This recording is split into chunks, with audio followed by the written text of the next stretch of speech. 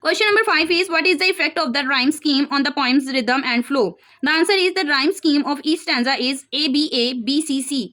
It creates a smooth and steady rhythm. It gives the poem a musical flow, enhancing its calm and beauty. Question number 6 is, why do you think the poet describes the daffodil as jocund company? What impact do they have on him? The answer is, the poet calls the daffodil a jocund company because their joyful presence lifts his spirits. Remembering them later fills him with lasting joy, revealing the uplifting power of nature's beauty.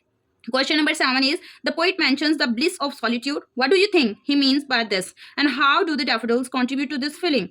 The answer is, the bliss of solitude is the calm happiness the poet feels when he is alone, especially when he thinks of the daffodils. Remembering them brings him comfort and joy, turning lonely moments into peaceful ones. Question number 8 is, imagine you are the poet revisiting the same place after many years. Write a short paragraph describing your feelings and the scene as it might appear now. The answer is, as I walk along the old path, I see that the place has changed a bit. The trees are now a bit taller and the air feels somewhat quieter. The daffodils, once in golden waves, are fewer now, growing thin along the lakeside. Their soft yellow petals still dance in the breeze, though a bit slower. Seeing even a few daffodils feels like meeting old friends, but still filling my heart with gentle warmth.